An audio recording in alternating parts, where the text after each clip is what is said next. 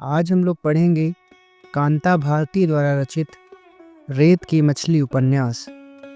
तो चलिए शुरू करते हैं। दरवाजा किसी ने ठकठकाया। ऑफिस जाने को तैयार हो रही थी, इसलिए किसी का आना खल गया। कपड़े भी तो ठीक से नहीं पहन पाई थी। ऑफिस जाने की व्यस्तता और असमय आगंतुक के कारण मन क्षुब्ध हो आया था। दरवाजे पर चपरासी था। उसने बताया कि मेम साहब याद कर रही हैं। मेम साहब यानी श्रीमती डेविड, युवा महिला संघ की सेक्रेटरी। मन में खीज भर रही थी कि ऑफिस जाने के वक्त ही बुलाने की ज़रूरत क्यों पड़ गई। जैसे तैसे कपड़े पहने और नीचे आई। मेज के पीछे से चश्मे में छिपी हुई आंखें उठाए बिना उन्होंने कहा, बैठिए। देखिए मैडम, मुझे ऑफिस जाना है, आप शाम को बात नहीं कर सकती? मैंने धीरज संभालते हुए कहा। बात यह है कि मुझे ज़्यादा कुछ तो कहना नहीं है और शाम तक हो जाएगी देर। अपनी आवाज़ को और मीठा बनाते हुए उन्होंने कहा, माय डियर चाइल्ड, बुरा मत मानना। इस संघ के भवन में तो केवल कुंवारी या विधवा लड़कियां ही रह सकती हैं। इसके सिवा दूसरे के लिए हमारे यहाँ रहने की कोई व्यवस्था नहीं है। वैसे तुम चिंता मत करो, महीने 2 महीने जब तक कोई अन्य व्यवस्था नहीं हो जाती तुम यहीं रहो। लेकिन मैडम, जब मैंने यहाँ प्रवेश लिया था मैंने इस बात को छुपाया नहीं था, और फिर आज तो मुकदमा भी शुरू हो चुका है। पिछले 5 साल से तो मैं बिल्कुल अकेली रह रही हूँ। जब मैं इस भवन में आई उस वक्त ऐसा कुछ बता देती। बात पूरी उन्होंने सुनी नहीं, बीच में बोल उठी, अब देखिए उस वक्त तो हमसे गलती हुई। आपकी उस गलती के बारे में तो मैं कुछ नहीं कहना चाहती, लेकिन मैडम, आपके इस नियम में न्याय नहीं है, तर्क नहीं है। उन तमाम लड़कियों के बारे में आप क्या सोचती हैं जो कुंवारी तो नहीं ही हैं पर अपने को मिस लिखती हैं? आप जानती भी हैं उन्हें?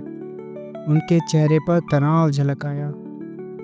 कुर्सी पर सीधे बैठ गईं और थोड़ी देर तक मेरी आंखों में देखती रहीं। फिर बहुत सूखी हुई आवाज में बोली, dear child, you are not concerned. मुझे लगा जैसे यहाँ निजी व्यवहार के रास्ते में एक अंधी गली है। शायद मेरे चेहरे पर गहरा असंतोष उभर आया। उस असंतोष को श्रीमती डेविड ने पहचान लिया, लेकिन उनके चेहरे का भाव बदला नहीं। अपने आप को नियंत्रित रखते हुए उन्होंने कूटनीति भरे स्वर में फिर वही बात दोहरा दी कि वे मजबूर हैं और यह भी इस मामले में बहुत नीयत साफ है। नीयत बहुत साफ है। मेरा गुस्सा फूट पड़ा। यानी जो झूठ बोलकर नियम तोड़े वो सही है और जो सच बोलकर वैसा ही करे वो अपराधी है? यह नियम नहीं, ढकोसला है। और मैं भी जाने मैं क्या क्या उस वक्त गुस्से में कह गई। मेरे उन शब्दों की क्या प्रतिक्रिया हुई, यह पढ़ने की स्थिति में मैं नहीं थी। उनका कमरा छोड़ते हुए मैंने कहा, मुझे नहीं चाहिए आपकी कृपा। 1-2 महीने नहीं, 1-2 दिन भी ठहरना मैं अपना अपमान समझती हूँ। आपने नियमों का ज्ञान कराया, इसकी आभारी हूँ। ऑफिस जाने के लिए तैयार हुई थी, लेकिन अंतस्थल अस्त व्यस्त हो उठा। मन इतना उद्विग्न हो गया था कि ऑफिस जाने की इच्छा नहीं हुई। तेजी से अपने कमरे में लौटी और जो चीज़ हाथ आई उसे उठा उठा कर बिस्तर पर पटकती चली गई। बिस्तर के ऊपर और आसपास फर्श पर चीज़ें बुरी तरह बिखर गई। सच तो यह है कि क्षोभ की अभिव्यक्ति के सिवा यह भवन छोड़ने की तैयारी भी करनी है, यह मैं भूल गई। उधड़ गए बिस्तर के सिरे से एक नन्हा सा रूपहला फ्रेम चमक रहा था।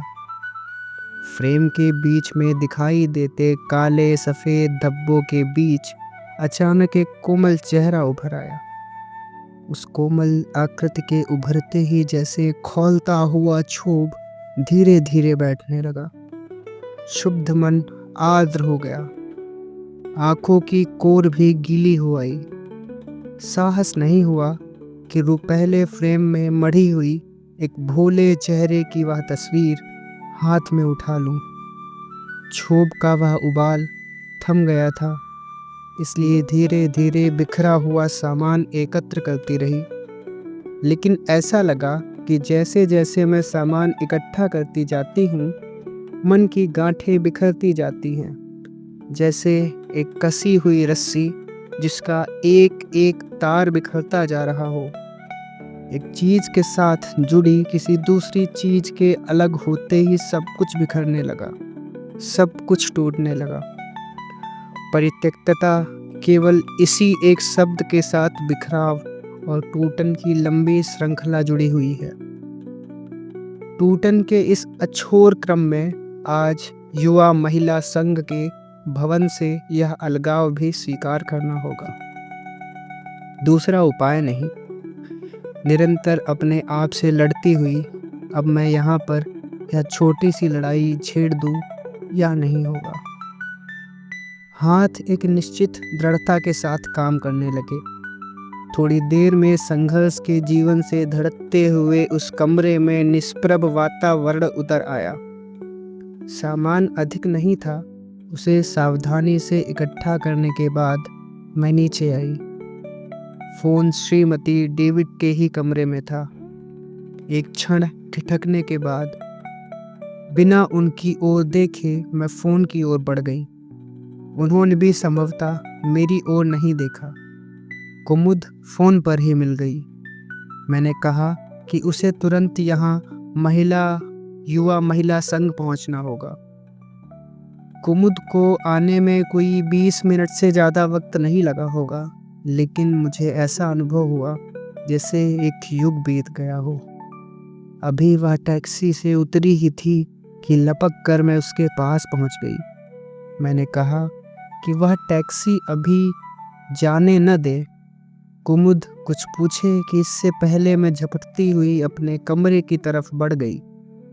सामान नौकर के बजाय खुद उठाकर किसी तरह लड़खड़ाती हुई टैक्सी के पास आई। कुमुद परेशान हो आई। मैंने उससे सिर्फ इतना ही कहा, घर चलो, वहीं सब कुछ बता दूंगी। छोटी सी कोठरी कहा जा सकता है उसे।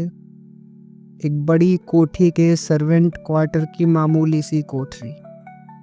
अवसर दूसरा होता तो शायद मन से निकलता कि महलों से झोपड़ी में आ गई, लेकिन कुछ सोच ना सकी। कुमुद की सहानुभूति से वह कोठरी बिना सजावट की ही सज गई थी, लेकिन फिर भी मन बहुत उद्विग्न होकर भटकने लगा। सामान खोलकर रखते हुए बार बार बरसों पहले का अपना वह घर स्मृति को छू जाता था, जिसे कभी मैंने और शोभन ने बड़े यत्न से गुलाब, पंसुतिया और नील कमल उगा कर अपने हाथों से सजाया था। उसमें कैक्टस पर लताएं चढ़ा दी थी। वह सुंदर सा घरौंदा था जिसे बड़े प्यार से सजाया था। वह घर सादा था, लेकिन सुख से फूलता था। कहाँ होगा, कैसा होगा उस घर का सुख सौरभ? डाल से गिरे किसी पत्ते की तरह बरसों में भटकी, और आज अगर कुमुद का स्नेह मुझे अटका न लेता तो किस अतल में ठहरना होता यह नहीं जानती। सहारा और साया, उसने कहा था कि वह जीवन भर मेरे साथ खड़ा रहेगा, मुझे छाया देगा। स्मृति के स्पर्श से मैं सिहर उठी, जैसे कोई किसी कटे हुए अंग के तंतु छूकर हरे कर गया हो। बरसों के भटकाव के बाद कुमुद के स्नेह की इस अंजुरी में ठहर कर मैं जैसे मोहाविष्ट हो आई, डूब डूब जाने लगी। झूठी वितृष्णाओं से चमकती हुई दूर तक फैली रेत और रेत में उभरते झूठे साए। शायद अनहोनी घट जाए, शायद आज शाम मुझे कोई लिवाने चला आए, शायद ये विवश चरण उसके दरवाजे तक जाकर ठहर जाए, शायद। इलाहाबाद में अटल सुइयां की बड़ी सड़क के किनारे एक नीला मकान। बालकनी में जूही से लतर को गालों से छूती हुई खड़ी होती हूँ तो धूप आँख से टकराने लगती है। लतर की शीतल गंध हमारे नीले कमरे में धीरे धीरे नाचती है। उस नीले कमरे में जहाँ रूठी हुई यक्षप्रिया को उसका प्रियतम मनाता है, यक्षप्रिया घंटों उस बालकनी में खड़ी होकर उन जाने आने वालों को देखती जिनमें से एक उसका अपना प्यार भी होगा। बालकनी के मकान के ठीक सामने दिखता है बड़े आंगन वाला लिपा पुता लेकिन सूना और उदास घर। खपरेल वाले उस उदास घर की दीवारों के बीच एक उदास औरत रहती है, विधवा औरत, रमण की विधवा भाभी। अक्सर देखा है कि इस रमण इस बालकनी की तरफ एकटक देखता है। शायद उस वक्त भी देखता है जब मैं शोभन के साथ घूमने जाती हूँ। पिता और बड़े भाई की अकस्मात मृत्यु के बाद घर का शायद वह एकमात्र सहारा था। बचपन में शोभन के साथ खेला था और कुछ दिन पढ़ा भी था, लेकिन हाई स्कूल के बाद ही पढ़ाई छोड़कर उसे नौकरी करनी पड़ गई। आकांक्षाओं की राख की ढेरी सी विधवा युवती भाभी और परिस्थितियों से विपन्न रमण का वह उदास घर पड़ोस की जिज्ञासा का केंद्र रहा है। जाने कितनी कल्पनाएं और कहानियां उन दोनों के साथ जुड़ गई थीं, लेकिन रमण के सामने भी उपाय दूसरा नहीं था। विधवा भाभी एक ऐसा सत्य थी कि जिसे वह अपने कंधे से उतार नहीं सकता था। भाभी के जीवन से बंधे अपने भविष्य के साथ ही साथ रमण शायद यह भी देखता था कि उसके सामने नीले घर में जो जीवन है, जो रस है, वह उसे झंझोड़ता है। कुंठाओं की मार से वह तिलमिला उठा, अंदर ही अंदर एक विकृत विद्रोह से भर उठा। कभी कभी वह देखता तो उसकी आंखों को देखकर एक अजीब शिहरन महसूस होती। कभी कभी उलझन होने लगती, मैं यहाँ हूँ या नहीं। वह एकटक लगातार घंटों किसी मूर्ति की तरह खड़ा हुआ बालकनी की तरफ घूरता रहता। उलझन से भरकर बालकनी से अलग हट जाती तो कभी कभी अजीब आवाजें सुनाई पड़ती। ऐसा लगता जैसे प्रेत आत्माएं कहीं लड़ रही हों। रमण ऊंची आवाज में अपनी भाभी से लड़ता था। कभी कभी ऐसा लगता जैसे भाग दौड़ भी हो रही हो। पड़ोस के लोग कहते कि वे अपनी भाभी को पीटता भी है। जूही के फूलों और गुलाबों पर उदलती जाती ऋतुओं के साथ 2 बरस हवा से बीत गए। प्रेत आत्माओं की वह आवाज जूही और पंसुतिया के फूलों के साथ जैसे कांटों की तरह अनिवार्य हो गई थी। उस अस्वाभाविक और किसी हद तक मनहूस के प्रति शायद एक जगह अंतस्थल में करुणा भी उभर आई थी। उसकी नीयत के प्रति दर्याद्र न होना शायद अमानवीय होता। कैसा संयोग था, और वह शायद संयोग ही उसकी इस नियति का कारण भी था कि आज वह युवक एक प्रेतात्मा की तरह बेचैन हो उठा था। शोभन का बचपन का दोस्त था रमण। साथ साथ खेला था और साथ साथ पढ़ा था। पिता और बड़े भाई की मृत्यु के बाद उसकी कच्ची उम्र में ही परिवार का बोझ उस पर आ गया था। हाई स्कूल मुश्किल से पास करने के बाद ही वह कॉलेज के बजाय दफ्तरों के चक्कर लगाने लगा था। और फिर एक दिन टूटा लेकिन संतुष्ट वह रमण एक सरकारी दफ्तर से घर और घर से दफ्तर के बीच सीमित हो गया। कभी कभी सोचती कि सामने के मकान की उन मनहूस दीवारों के भीतर क्या होगा। नौकरी से लौटा हुआ थका और पराजित रमण और घर की दीवारों में घिरी हुई उसकी विधवा भाभी। क्या वहाँ उन दीवारों के अंदर कोई जूही फूलती होगी? क्या उस बंधे पानी में कोई नीलकमल उगता होगा? अगर उगता होगा तो शायद सिर्फ एक रात के लिए और सुबह फिर मुरझाकर मर जाने के लिए। भाभी जवान थी लेकिन बंधी हुई। मर्यादाओं की दीवारें इतनी ऊंची थी कि उनके इस पार झांकना भी मुश्किल था। मुमकिन है थका और पराजित रमण उस कुंठित युवती का अंकशाई भी हो। पड़ोस में तरह तरह की बातें थी। शायद दबी जबान में ताने भी सुनाई दे जाते थे। लोग यह भी कहते थे कि उसकी भाभी रमण की शादी इसलिए नहीं होने देना चाहती कि उसकी अपनी हसरत पूरी नहीं होगी। उदासी, खिन्नता, अपमान, पराजय से शायद रमण किसी प्रेत की तरह ठंडा भी पड़ गया था। रात के अंधेरे सन्नाटे में सहसा वह चीखना चिल्लाना शुरू कर देता था। जो भी चीजें हाथ में आती थीं उठाता, फेंकता और तोड़ता था और भाभी को गालियां देता। भाभी के रोने की मनहूस आवाज बालकनी से तैर कर अंदर आती तो बाहों में भी एक विवश कंपन दौड़ जाता। मैं भी सिहर उठती। दर्दी सर्दी की खामोश सहमी अंधियारी रात में घरों की खिड़कियां खुल जाती और गर्म कपड़े लपेटकर लोग बाहर झांकने लगते। रमण चीखने लगता और चीखते चीखते उसकी आवाज भर्रा जाती, जैसे क्रोध से फटता हुआ कहता जाता, यह शोभन, इस शोभन को मैं जिंदा नहीं छोड़ूंगा, छुरा मार दूंगा।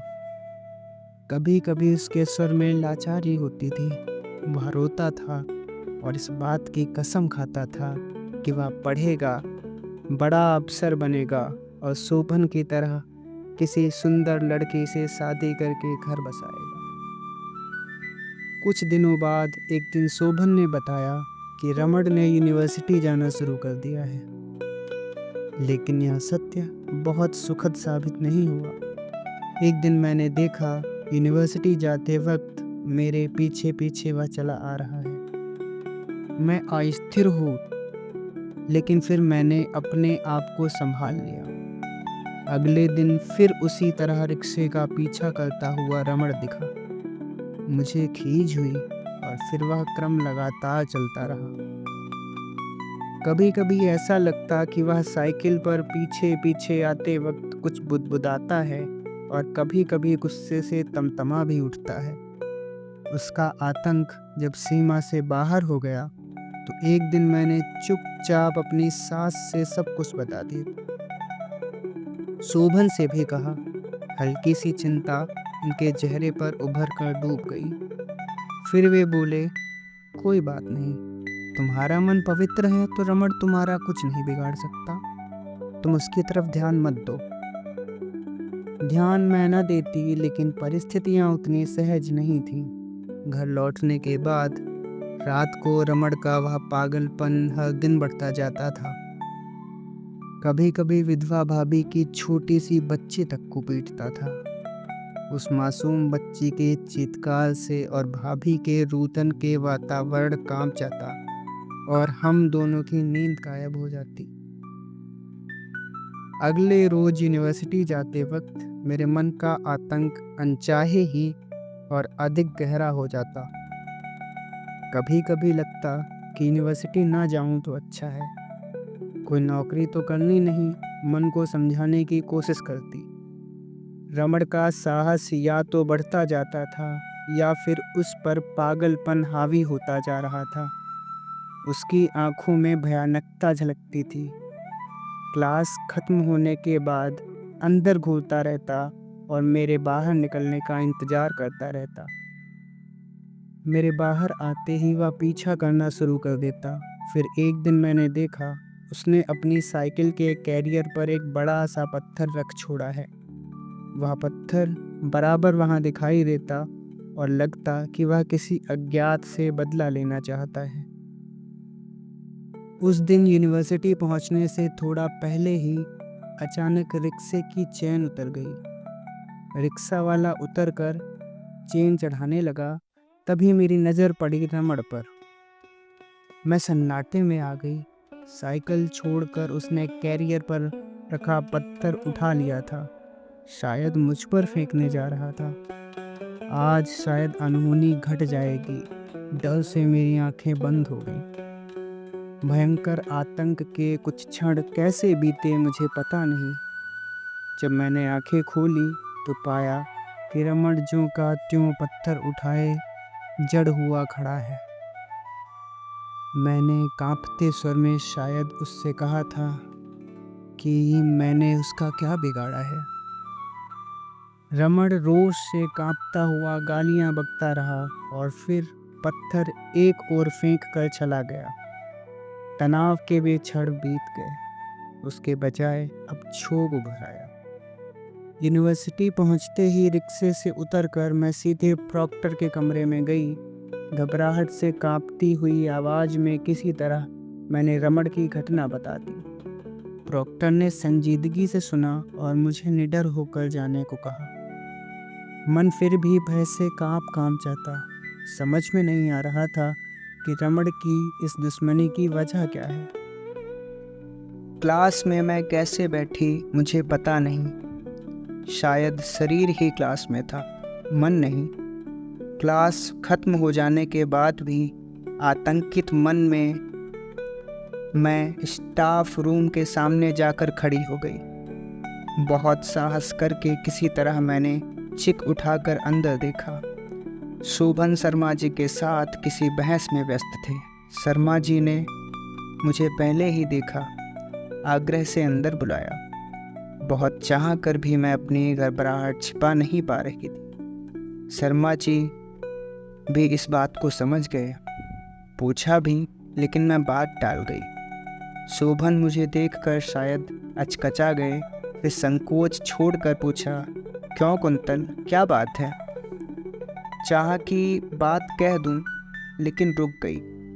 सिर्फ इतना कहा कि कुछ ज़रूरी काम था, इसलिए सोचा कि आपके साथ ही कर चलूं। परिस्थिति के बारे में उन्हें कुछ भी पता नहीं था। बोले, अभी तुरंत जाना तो मुश्किल होगा, मुझे अभी क्लास लेनी है। मन में फिर उभरा कि जो कुछ घटा है वह कह दूं, क्योंकि उसके बिना ये परिस्थिति की गंभीरता समझेंगे नहीं। लेकिन संकोच ने मुझे फिर बांध लिया। लेकिन फिर उपाय क्या है? अकेले वापस जाना होगा। मन भय से कांप उठता। शोभन के पास आकर भी समाधान मिला नहीं। इनका सहज भाव से यह कहना कि तुम घर जाओ, मैं क्लास लेने के बाद आऊँगा, मुझे कचोट गया। लगा मुझे तूफान में अकेले छोड़ दिया। पैर के अंगूठे की ओर दृष्टि गड़ाए मैंने लंबी सांस ली और बहुत बेसहारा महसूस करते हुए बाहर आ गई। मन खींच से भर उठा। शोभन समझते क्यों नहीं? अगर कुछ विशेष कहना ना होता तो मैं आती क्यों, और वहाँ उन सबके सामने कहती भी क्या? रिक्शे पर बैठकर घर लौटी तो रास्ते भर भय से चौकन्नी होकर आगे पीछे देखती रही, दूर दूर तक कि कहीं वह पागल प्रेत दिखाई न दे जाए। मन ही मन बार बार अपने इष्ट का ध्यान भी करती रही थी। घर पहुंची तो जैसे सांस लौटी। सबसे पहले जैसे तैसे सारा कांड माँ को सुना गई। उन्होंने प्यार किया और फिर सहलाती हुई बोली, ईश्वर रक्षा करेगा, सब ठीक हो जाएगा। शुक्र है तुमने उसको संभाला और उसने तुम पर पत्थर फेंक नहीं दिया, नहीं तो मैं अपनी बहू को कहाँ से लाती। थोड़ा खाकर स्वस्थ हो ले, शोभन आएगा तो सब ठीक हो जाएगा। मेरा मन घटनाओं से उलझकर खिन्न हो गया था। जबान का स्वाद जैसे बिगड़ गया था। खाने का जी नहीं था, फिर भी किसी तरह नाश्ता किया। तभी दरवाजे पर आवाज़ हुई। जाने क्यों मैं सहसा घबरा गई। माँ मेरे आतंक को समझ लिया। उठते हुए बोली, तुम बैठो, अब से मैं ही दरवाज़ा खोला बंद किया करूँगी। दरवाज़ा खुलने की आहट हुई और शोभन की आवाज़ें आईं। माँ तुम, कुंतल नहीं आई क्या? कहते हुए वे अंदर आ गए। उनकी उत्सुकता और चिंता उनके चेहरे पर उभरी हुई मैंने देखी। मैं आश्वस्त हुई। मुझे देखते ही वे निकट आए और फिर माँ के संकोच से अलग हट गए। हाथ मुंह धोया और तुरंत अपने कमरे में चले गए। नाश्ता लेकर जब मैं पहुंची तो लगा आतुरता से प्रतीक्षा कर रहे थे। हाथ से नाश्ते का सामान लेकर जल्दी से एक तरफ रखा और बाह पकड़कर खींचते हुए बोले, क्या बात है, आज स्टाफ रूम में कैसे आ गई? चेहरे में झांकते हुए किसी सीमा तक मुग्ध आंखों से देखते हुए उन्होंने कहा, विभाग में लोग तुम्हारी बड़ी तारीफ कर रहे थे, बल्कि मैंने जब तुम्हें अकेले भेज दिया तो शर्मा जी बरस ही पड़े। उन्होंने कहा कि वह तो संकोच कर रही होगी, पता नहीं कौन सा काम था, तुम्हें सुनना तो चाहिए था। वैसे सच बताऊं कुंतो, तुम्हारा स्वर सुनने के लिए ही तो जीता हूँ। बाद में तो मुझे भी लगा कि भूल हुई। तुम्हारे जाने के बाद तो जी भी उखड़ गया था। पता नहीं क्यों कुछ आशंकाएं भी मन में तैरने लगी। मेरे कंधों को भींचकर जैसे उन्होंने आशंका का शमन कर लिया। फिर कान के पास होंठ लाकर धीरे से बोले, कहीं चलना था? उन क्षणों की मधुरता को सहसा तोड़ने का साहस मुझे भी नहीं हुआ। पहली बार मैं बात टाल गई। बोली, कुछ भी तो नहीं है, आप पहले नाश्ता कीजिए। मन के गहरे में छुपी हुई बात उनसे पढ़ी न जाए, ऐसा भी संभव नहीं था। यह मुझे भी मालूम था। मैं यह भी जानती थी कि जब तक अंदर की बात उन्हें बताऊंगी नहीं, तब तक वे बात को टलने नहीं देंगे। इसलिए तुरंत ही मैं शर्मा जी के बारे में पूछने लग गई। इतना अंतराल अवश्य हो सका कि वे चाय पी लें, लेकिन फिर तुरंत ही वे प्रसंग पर लौट आए। मैं बर्तन लेकर उठने को ही थी कि उन्होंने फिर हाथ थाम लिया। तन्मय होकर बोले, छोड़ो ना ये सब कंतो, पहले बताओ ना क्या है। सच तो यह है कि अब वह बात बताने का वैसा साहस और मैं बटोर नहीं पा रही थी। रमण की वह घटना इनके भावुक हृदय पर इतना गहरा आघात पहुंचा सकती है, इसका अनुमान मुझे था। किंतु वे अब इस बात को अच्छी तरह समझ गए थे कि मैंने उनसे कुछ छुपाया है और उसे छुपा ही रहने देना चाहती हूँ। ऐसे क्षणों में दूसरे को विवश करना उन्हें आता था। बस अपनी बाहों में कसकर जकड़ लिया। एक क्षण के लिए लगा कि कहीं उस दबाव से ही बात बाहर ना आ जाए, लेकिन संतुष्ट हुई कि एक चुंबन ने होठों को बंद कर दिया। लेकिन कितनी देर? अंतर की बात चुंबन की मधुरता के चुंबकीय आकर्षण के साथ साथ होठों तक आ गई। बात कहते कहते मन भारी हो आया, आंखें भीग गईं। रमण की उस हरकत के एक एक पहलू के बारे में विस्तार से उन्होंने सुना और गंभीर हो गए। मेरे कंधों पर से उनकी बाहों का कसाव ढीला हुआ और वह धीरे से उठकर खड़े हो गए। कुछ देर सोचते रहे और फिर जैसे उलझे और खोए हुए से कमरे में टहलने लगे, इधर से उधर, उधर से इधर। वे उसी तरह टहलते रहे और मैं उद्वेग से घुटती रही।